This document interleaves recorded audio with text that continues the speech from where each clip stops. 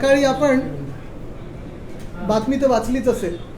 आजची बातमी सकाळची ही होती की मला वाटतं महसूल खात्याने कलेक्टरना सांगितलेलं आहे की मेट्रो लाईन 6साठी आपण जी कांजूरमार्गची जागा आहे त्याच्यातून 15 हेक्टर हे MMRDAला हस्तांतरित करावे. मला वाटतं ही जरी आज ठीक आहे नाही चालतं, ही जरी आज बातमी काही काही पेपरमध्ये मोठी आली असेल, काही काही पेपर्समध्ये छोटी आली असेल, काही सोशल मीडियावर बघायला मिळालं असेल, मला वाटतं आपण पण काही लोकांनी दाखवली असेल, ही बातमी मुंबईच्या दृष्टिकोनातून फार मोठी आहे. पहिलं संकेत त्याच्यातून हेच आहे जे सिद्ध होतं, आम्ही सतत गेले 2.5-3 वर्ष जे बोलत आलेलो आहे की लाईन 6 ह्या लाईन 6च्या मेट्रोसाठी कारशेड गरजेची आहे आणि कारशेडच्या विना ही लाईन 6साठी टेंडर 2018मध्ये काढलेले काम सुरू होतं आणि नंतर कारशेड बनवणार कुठे हा एक मोठा प्रश्नच होता. आपल्याला आठवत असेल की 1-1.5 वर्षापूर्वी म्हणजे 2020-21च्या आसपास मुख्यमंत्री उद्धवसाहेब ठाकरेंनी तत्कालीन कार्यभार सांभाळला असताना आपण पाहिलं असेल की पूर्ण ही जी कारशेड होती RAची असेल ही आपण कांजूरमार्गला ह्या 44 हेक्टरच्या प्लॉटमध्ये हलवली होती. तिथे प्लॅनिंग असंच होतं की 44 हेक्टरच्या प्लॉटमध्ये लाईन 3, लाईन 6, लाईन 14 आणि लाईन 4 ह्या 4 लाईन्सचे कार डेपोज आपण एकत्र करणार होतो. मुळात त्यावेळी हाच हेतू होता की जनतेचे आणि महाराष्ट्राचे पैसे वाचावे, वेळ वाचावात आणि कुठचंही तुम्ही प्लॅनिंगमध्ये लॉजिस्टिक्स कुठचं नवीन चॅनल उघडायचं असेल, नवीन बिझनेस सुरू करायचं असेल, पहिली गोष्ट आपण बघतो तर एफिशियन्सीमध्ये वेळ कसा वाचणार, पैसे कसे वाचणार. 4 जेव्हा आपण कार डेपोज एकत्र करत होतो साधारणपणे 10 ते 10.5 कोटी आपण महाराष्ट्राचे वाचवले असते, वेळ वाचवला असता. आणि मुळात ह्या 4ही लाईन जर आपण पाहत असाल तर 3-6 ह्या मुंबईतल्या होत्या, 4 आणि 14 MMR परिसरातल्या होत्या. ह्या 4ही लाईन जेव्हा एकत्र कांजूरमार्गमध्ये आल्या असत्या तेव्हा नोडल पॉईंट हे कांजूरमार्ग झालं असतं. साधारणपणे 4-4.5 कोटी जनतेला एका नोडल पॉईंटमधून आपण जोडलं असतं आणि मल्टी मॉडल ट्रान्सपोर्टचं ऑप्शन दिलं असतं. कारण कांजूरमार्गमध्ये इंटिग्रेटेड डेपो झाला असता 4ही लाईन्सचा, कांजूरमार्गमध्ये मेंटेनन्स झालं असतं, कांजूरमार्गमध्ये मेट्रो भवन जे आता RAमध्ये 5 एकर त्यांनी त्यावेळी घेतलेले ते झालं असतं आणि मुळात सगळ्या गाड्या ह्या रात्री एकाच ठिकाणी आल्या असत्या. मेंटेनन्ससाठी असेल, वॉशिंगसाठी असेल, रिपेअरसाठी असेल, ह्या सगळ्या गोष्टी एकत्र झाल्या असत्या. पण त्यावेळी आपल्याला आठवत असेल जेव्हा आम्ही हे पाऊल उचललं त्याचसोबत RAमध्ये साधारणपणे सगळे तिकडचे जे आदिवासी बांधव आहेत त्यांचे हक्क तसेच ठेवून 800 एकर जंगल हे आपण घोषित केलं. हे कदाचित कधी नसेल झालं, असं ऐतिहासिक पाऊल घेतलं. ही कारशेड आपण हलवणार होतो आणि मेट्रो जी लाईन आहे लाईन 3 आणि लाईन 6 ह्याचं काम कुठेही न थांबवता कारशेड हलवण्याचा आपला प्रस्ताव होता. नंतर जो काही राजकीय गोंधळ व्हायचा होता, हस्तक्षेप व्हायचा होता, आपण पाहिलं असेल एका मुंबईसाठी राग ठेवून मुंबईवर महाराष्ट्र भाजपने केंद्र सरकारला हाक मारली आणि केंद्र सरकारचे सॉल्ट कमिशनर असतील, मग कोण प्रायव्हेट बिल्डर असेल की डेव्हलपर असेल, ह्या सगळ्यांनी जाऊन कोर्टात जो गोंधळ घालायचा होता तो घातला. अक्षरशः हे काम 2 वर्ष बंद ठेवलं आमचं सरकार पाडेपर्यंत आणि मुळात मुंबईकरांना ह्या इंटिग्रेटेड डेपोपासून वंचित ठेवलं. मुंबईकरांचे पैसे हे उडवतील कसे ह्याच्यावर लक्ष ठेवलं. सरकार बदललं. सरकार बदलल्यानंतर हे घटनाबाह्य सरकार जेव्हा बसलं तेव्हा पहिला निर्णय ह्या गद्दार सरकारचा हाच होता की मुंबईवर वार करणं आणि RAमध्ये पुन्हा एकदा कार डेपो नेण्याचा त्यांनी प्रयत्न केला आणि कदाचित ते यशस्वी ठरलेले आहे.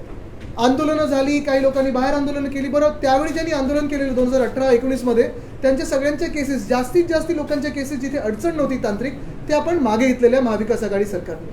पण आज आपण बघतोय की पुन्हा एकदा बाहेर आंदोलन चालतं. तिथे RAमध्ये अजूनही झाडं कापण्याचे प्रयत्न आहेत. मला वाटतं आत्ताच मी एक बातमी अजून एक वाचत होतो की MMRCL goes back on it's words आणि अजून 84 झाडं कापण्याचा त्यांनी प्रस्ताव हा सुप्रीम कोर्टला सांगितलेला आहे. ही बातमी आहे 10 नोव्हेंबर 2022. असंच जर आपण पाहिलं असेल तर ह्या सगळ्या बातम्या झालेल्या आहेत कारशेडसाठी मार्ग मोकळा. पण हे सगळं होत असताना माझा मुळात प्रश्न हाच आहे ह्या घटनाबाह्य सरकारकडे की एवढा राग तुमचा मुंबईवर कशासाठी आहे? डोळा नक्की कशावर आहे? मान्य आहे की तुम्ही मुंबई महानगरपालिकेत जे घोटाळे करतात, रस्त्याचे असतील, सॅनिटरी पॅड वेंडिंग मशीनचे असतील, अनेक वेगळे घोटाळे, ह्याचे आता हातात अजून काही कागदपत्र आलेत, त्याच्यावर लवकर मी बोलणारच आहे. पण हा जो घोटाळा आहे तो एवढा भयंकर आहे. एकतर एस्केलेशन प्रत्येक पॅकेटमध्ये झाले त्याची देखील माहिती आम्ही ती आपल्यासमोर लवकरच आणू. पण ह्याच्यात ज्या महाराष्ट्राचे, ज्या मुंबईचे 10,000 कोटी वाचणार होते कारण एक डेपो होणार होता, 4 मेट्रो लाईन्सची एफिशियन्सी वाढणार होती, वेळ वाचणार होता कारण त्याचं जंगल जे वाचणार होतं, हे सगळं न करता तुम्ही तुम्हाला 10,000 कोटी खर्च करायचे आहेत, कॉन्ट्रॅक्टर्सना अजून बळ द्यायचं आहे, एक कॉन्ट्रॅक्टरची अजून 5 कॉन्ट्रॅक्टर्स आणायचे आहेत, आणि मुळात जे दुसरे 2 महत्त्वाचे विषय ह्याच्यात आपल्याला कदाचित समजू शकतील आणि सामान्य नागरिकाला समजणारच, ते हेच आहेत की जसं लाईन 3 आणि 6, 3चा आता त्यांनी आरेमध्ये नेलेलं आहे, 6चा त्यांनी कांजूरमार्गला नेलं आहे, तसं 4 आणि 14 हे MMR रिजनला जोडणारे आहेत. कल्याण, डोंबिवली, अंबरनाथ, एक आहे घोडबंदरपर्यंत जाणारा. ह्या दोघांचे कार डेपोज ठाणे जिल्ह्यात आहेत, आणि सध्याचे घटनाबाह्य मुख्यमंत्री, तत्कालीन जे UD मंत्री आहेत, त्यांचं ह्याच्यात किती हात होता मला माहीत नाही, पण आता हे जे कार डेपोजचे ॲक्विजिशन होणार आहे ते काय किमतीला होणार आहे, कोण मध्यस्थी आहेत का, कोणाच्या नावावर 7 बारे आहेत, कुठच्या जमिनी घेणार आहेत, कोणाच्या मतदारसंघात जमिनी घेणार आहेत, हे सगळे प्रश्न येतात. आणि जसा हा एक महत्त्वाचा प्रश्न राहतो, तसा दुसरा महत्त्वाचा प्रश्न हाच राहतो की ही जे सरकार बदललं गेलं, आमचं सरकार पाडलं गेलं, ते सरकार पाडल्यानंतर आपण पाहत असाल जी सुप्रीम कोर्टात केस सुरू होती ती केस आता बंद झालेली आहे. पार्टीज जे लिटिगेंट्स होते त्यांनी माघार घेतलेली आहे. मग आता नक्की ही जमीन कोणाची आहे? ही केंद्र सरकारची आहे, सॉल्ट कमिशनरची आहे, कुठच्या प्रायव्हेट बिल्डरची आहे, कोणाची ओनरची आहे, की राज्य सरकारची आहे? आणि हे जर असेल तर मग हे 15 हेक्टर देत असताना पहिली गोष्ट म्हणजे कॉम्पन्सेशन कोणाला देणार की नाही देणार, दुसरी गोष्ट म्हणजे केंद्र सरकार ह्याच्यात हस्तक्षेप करणार की नाही करणार, कारण मुळात हा मेट्रो 3चा पण प्रोजेक्ट केंद्र सरकार तेवढंच भागीदार आहेच. तिसरी गोष्ट आणि सर्वात महत्त्वाची गोष्ट हीच राहते की या 44 हेक्टरमध्ये म्हणजे 108 एकरमध्ये ही 15 हेक्टर जागा आता सांगितलेलं आहे की मेट्रो 6साठी काढून देणार आहे. मग इतर जी उरलेली जागा आहे ती बिल्डर मित्रांच्या घशात घालायला ठेवलेली आहे का, की नक्की ह्याच्यावर काय होणार आहे? ह्याच्यावर ह्या घटनाबाह्य मुख्यमंत्र्यांनी उत्तर देणं अपेक्षित आहे, कारण हा सरासरी एक मोठा घोटाळा आहे. मुंबईचे पैसे वाया घालवणं, महाराष्ट्राचे पैसे अशीच उधळपट्टी करणं, आणि जागेची असेल, वेळेची असेल, हे सगळं तुम्ही बघता नुसतं waste of time, waste of energy आणि वेस्ट ऑफ एव्हरीथिंग असं हे सरकार झालेलं. मुळात हेच प्रश्न महत्त्वाचे राहतात की बाकीची जागा कोणाला देणार. आणि दुसरं, मग महाराष्ट्रावर एवढा राग ठेवून, जनतेशी खोटं बोलून आम्ही जेव्हा कारशेड इथे नेणार होतो तेव्हा केंद्र सरकारने असेल किंवा ह्या इकडच्या स्थानिक महाराष्ट्राच्या भाजपनी असेल, महाराष्ट्रावर असे वार का केले, पाठीत का खंजीर खुपसला, जेणेकरून ही जागा एवढे वर्ष महाराष्ट्राच्या अधिकाराची महाराष्ट्राला मिळाली. आदित्य, ये जब पूरा विवाद सामने आता, फडणवीस लगातार आरोप लगा रहे थे कि ठाकरे इसे ईगो का मुद्दा ना बना, लेकिन अब खुद वो कांजूर मार्ग का जमीन ले रहे, मेट्रो के लिए. अब आपको लग रहा है उनका विरोध ईगो था, उनका इसलिए वो विरोध कर रहे थे? ये उनका ईगो था या उनका जो मुंबई पे गुस्सा है, महाराष्ट्र पे गुस्सा है, एक मन में कोई चीड़ है? अगर आप देखें तो जैसे पिछले 9 महीनों में 5 अलग अलग प्रोजेक्ट्स अलग अन्य राज्यों को दिए गए हैं. अगर आप देखें तो किसान के हाल बहुत ही बेकार है, महिलाओं पे अत्याचार बढ़ते जा रहे हैं. वैसे ही अगर आप देखें तो इस समय भी जो आज बातमी मैंने पढ़ी, आज जो मैंने न्यूज़ पढ़ी है, उसमें साफ तौर से ये लिखा गया है कि जो कांजूर मार्ग की जगह है, जो प्लॉट है, जो हम मेट्रो लाइन 3, 6, 4, 14 इसको देने वाले थे ताकि वहाँ एक इंटीग्रेटेड कार डेपो बने. यही अभी जो लिटिगेशन में थी, इतने दिनों से केंद्र सरकार का लिटिगेशन था, कोई प्राइवेट बिल्डर का लिटिगेशन था, सारे लिटिगेशन अभी खत्म हो चुके हैं, जैसे कि कोई जादू हुई. और वहाँ उस 44 हेक्टेयर के प्लॉट में लगभग 15 हेक्टेयर मेट्रो लाइन 6 की कार डिपो के लिए दिया जा रहा है. तो फिर क्या ये लिटिगेशन कैसे खत्म हुआ, ये ज़मीन किसकी है, लिटिगेशन क्यों हुआ था, कि लिटिगेशन के पीछे कोई महाराष्ट्र भाजपा का आदमी था, क्यों किया गया है, क्यों इतना महाराष्ट्र को सताया गया? और सबसे अहम चीज़ यही रहती है कि ये 15 हेक्टेयर अगर मेट्रो लाइन 6 के लिए दिए जा रहे हैं तो फिर जो अन्य बची हुई लैंड है, जो ज़मीन है, वो किसको दी जाएगी?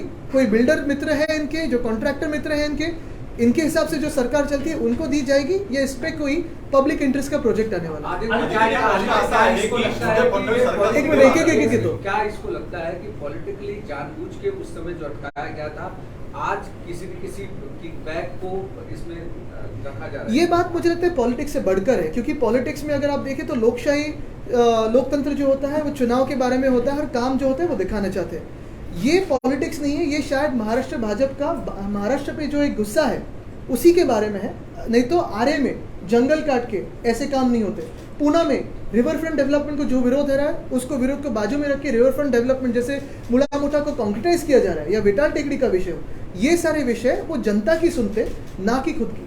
क्या ठेकेदारों को फायदा पहुंचाने के लिए सब कुछ किया जा रहा है? अभी ठेकेदार कौन है, बिल्डर कौन है और इनके दोस्त कौन है, या सरकार कौन चला रहा है? मुझे लगता है सब साथी में बैठे हुए, कोई फर्क दिख ही नहीं रहा है.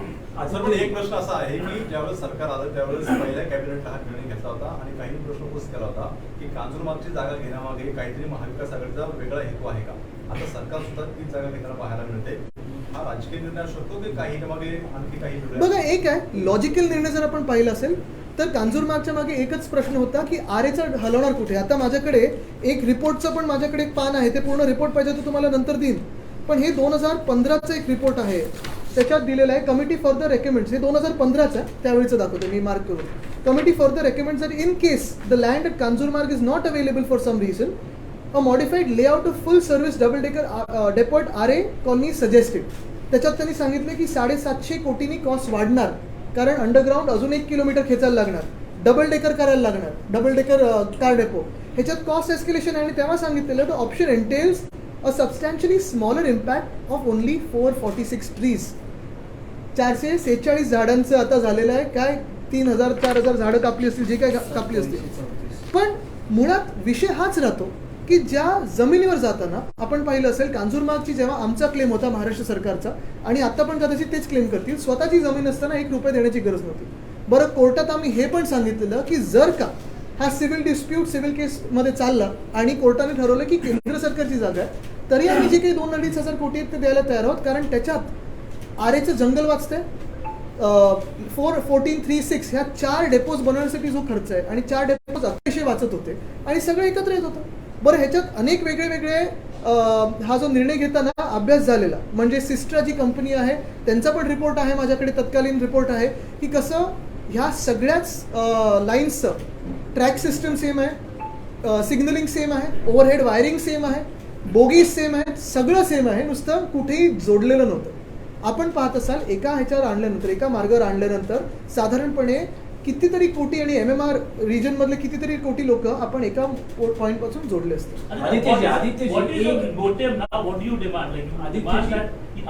हे करून येतो, एकच तोच विषय आहे की हे करून येतो शेड आहे बाध्य करून उरलेली जी 44 हेक्टर जागा आहे, म्हणजे 15 हेक्टर दिली आहे असं तुम्ही म्हणताय, उरलेल्या जागेत अन्य ज्या मेट्रो कार शेड आहेत त्या आता तिथे व्हाव्यात असं. आता बघा, ह्याच्यात साधारणपणे आरेच्या कारशेडमध्ये एक आहे नक्की की आरे हे जंगल आहेच, कारण हा कॅमेरा ट्रॅपिंग रिपोर्ट आहे.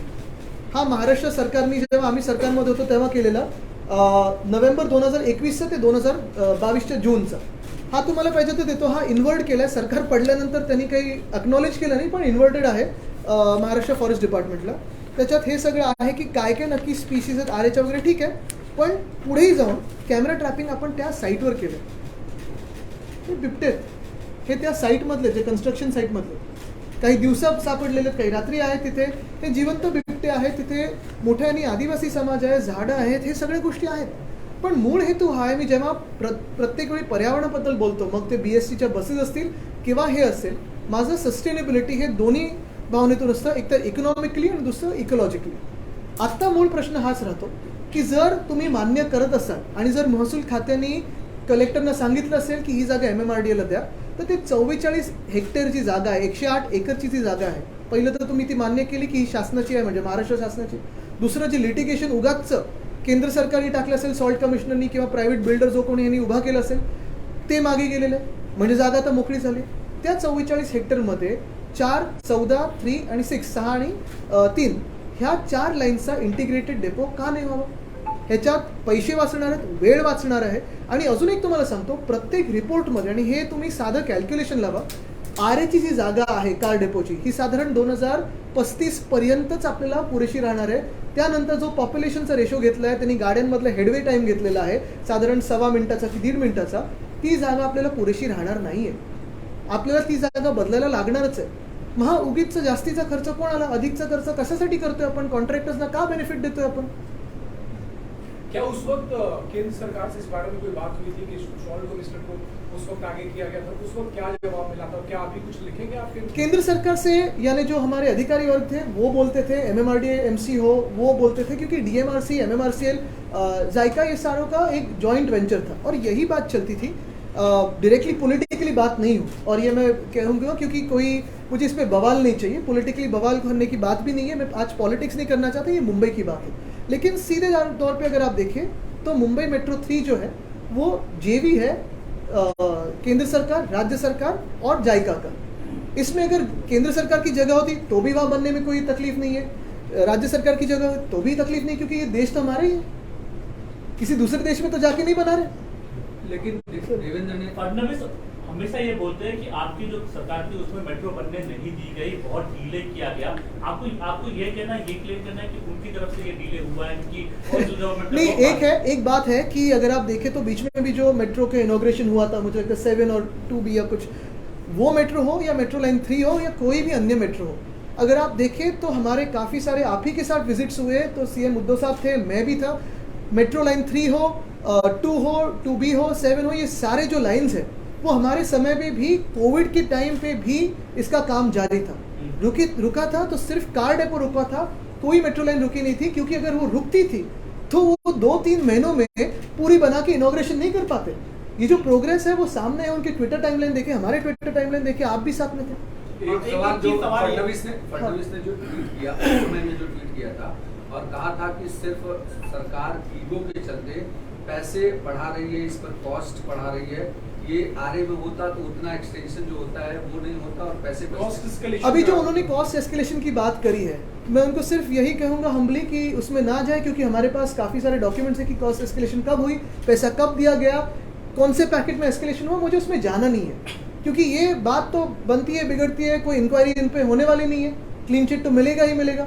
लेकिन यही बात है कि कॉस्ट एस्केलेशन कब हुई थी, ये अगर जानना जरूरी होगा तो सितंबर 2019 के पहले हुई थी। बट उसमें एक ही बात है कि ये जो मैं कह रहा हूँ, कांजूरमार्ग में अगर लाते तो जो एक्विजिशन अभी भी करना चाहते हैं थाना चुनाव क्षेत्र में, वो पैसा बच जाएगा, जो कॉस्ट है कंस्ट्रक्शन की वो बच जाएगी। मोटिव क्या है? आप चाहते हो कि अभी भी आपको आरए को सेव करना है, कि ये खाली बताना है कि हम सही थे, कांजूरमार्ग एक viable? I think the first thing is, if you look at what has come today in the newspapers, we've all read about 15 hectares of the Kanjurmarg land which was earlier in litigation after we had claimed that for Metro Line 3, 6, 4, 14. Today, the Revenue Department has written to the Government of Maharashtra's collector saying, please hand over this land to MMRDA for Line 6.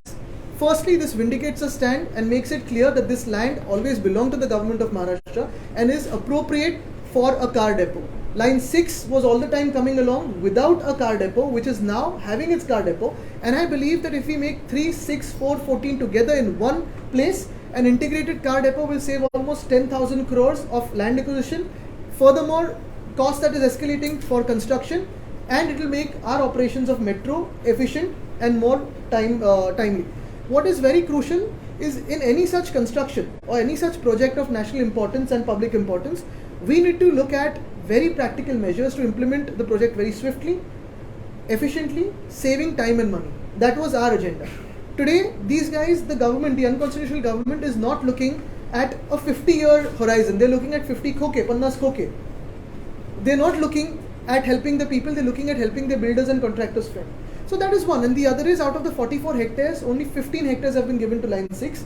What about the rest? Will it be shared with builder friends or contractor friends? आज एक political सवाल, दूसरा आज अमित शाह का मुंबई में दौरा है और वहाँ पर BMC चुनाव है, आसपास के जो चुनाव है उनको लेकर एक रिव्यू मीटिंग करेंगे CM DCM को साथ में लेकर के। इसको कैसे देखते हैं? और जो कि अमित शाह जब भी आते हैं तब उसके बाद कुछ महाराष्ट्र में राजनीतिक हैपनिंग नहीं, आपने कहा अलग सवाल तो अलग जवाब मैं देना नहीं चाहता, क्योंकि एक ही है, जैसे मैंने कहा कि राजनीति तो चलती रहेगी, चुनाव आते रहते जाते रहते हैं। सबसे अहम बात यही रहती है कि जो हम चुनाव में प्रॉमिस करते हैं, वचन देते हैं कि लोगों की सेवा करेंगे, आज ये हम सेवा भाव से करना चाहते थे, मुंबई के लिए करना चाहते थे, लेकिन आज जो सरकार हमारे राज्य में बैठी है वो मुंबई विरोधी है, महाराष्ट्र विरोधी है। जनता पे उसका राग है, गुस्सा है, और वही गुस्सा इसी सारे अगर आप देखें तो उनके एक प्रोजेक्ट्स अगर आप देखें तो उसी में दिखाई दे रहे हैं। वो पूना का वेताल टेकड़ी हो या फिर मुंबई का आरे हो, फ़र्क कोई नहीं है। फ़र्क यही है कि अलग अलग लोकेशंस में है।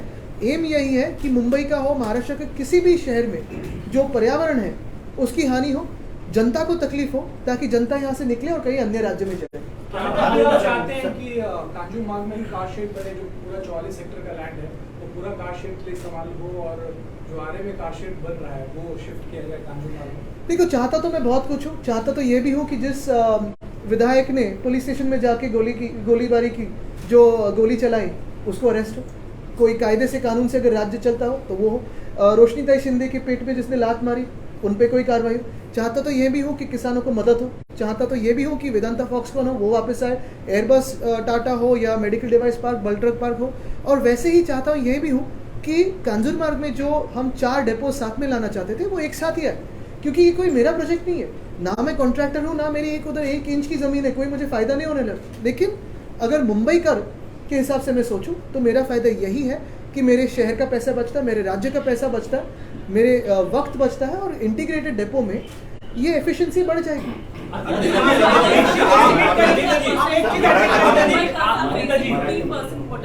Apparently this is happening because one Thane builder has punctured the water tank.